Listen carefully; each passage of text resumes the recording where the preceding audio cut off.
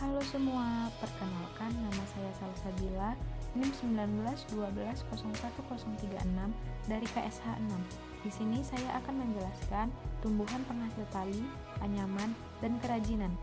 Adapun yang dimaksud dengan tumbuhan penghasil tali, anyaman, dan kerajinan adalah tumbuhan yang biasa digunakan untuk membuat tali, anyaman, maupun kerajinan.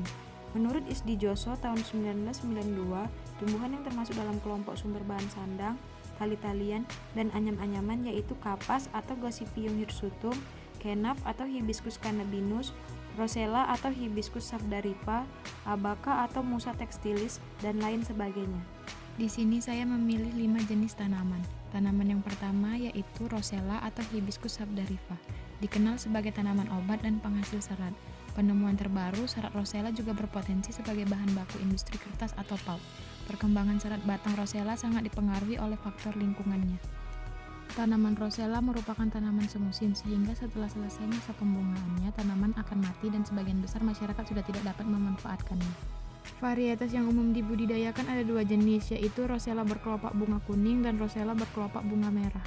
Warna dari serat rosella sangat cantik, yaitu krim kekuningan dan juga mengkilat. Contoh kerajinannya yaitu tas belanja, tudung saji, topi, dan taplak meja. Selanjutnya yaitu kenaf atau Hibiscus cannabinus. Di Indonesia, saraf kenaf disebut juga sebagai rami Jawa karena memang mirip dengan rami. Kenaf dijadikan kerajinan dari serat tumbuhan yang memiliki nilai ekonomi tinggi. Seratnya diambil dari bagian batang kayu, sifatnya sangat kuat dan juga memberi kesan kilap, sehingga kerajinan yang dihasilkan terlihat sangat mewah.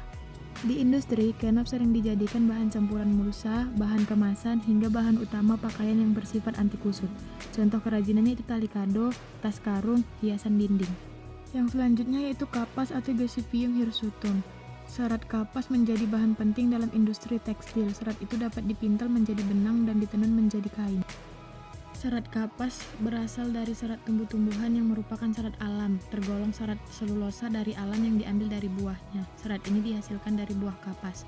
Contoh kerajinannya boneka, bunga palsu, dan hiasan dinding. Kemudian ada rotan atau Calamus rotang, merupakan salah satu hasil hutan yang sangat berpotensi dan telah banyak dimanfaatkan oleh masyarakat, antara lain sebagai bahan anyaman, keperluan tali temali maupun untuk keperluan lainnya.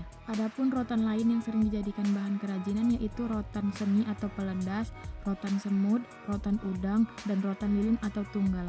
Contoh kerajinan dari rotan seperti anyaman keranjang buah, cermin, keranjang belanja, kursi, dan banyak lainnya. Yang terakhir yaitu bambu atau Bambus soidae, merupakan tumbuhan berbunga menahun hijau abadi dari subfamili Bambusoidae dan termasuk famili Poaceae.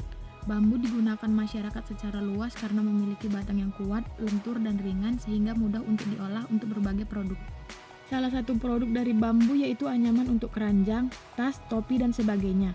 Menurut Medi 1995, bambu yang baik sebagai bahan kerajinan adalah bambu yang sudah cukup tua, karena bambu yang masih muda banyak mengandung air dan terlalu besar penyusutannya bila kering. Jenis bambu yang sering dijadikan untuk bahan kerajinan yaitu bambu tali atau bambu apus, bambu haur kuning, bambu haur gelis atau bambu teumen, bambu hitam, bambu tamiang, bambu barekbek, bambu gombong, bambu tutul. Contoh produk lain dari bambu seperti gelas, hiasan lampu, tanaman hias, perabotan rumah tangga, dan kursi. Sekian penjelasan saya mengenai tumbuhan penghasil tali, anyaman, dan kerajinan. Saya ucapkan terima kasih.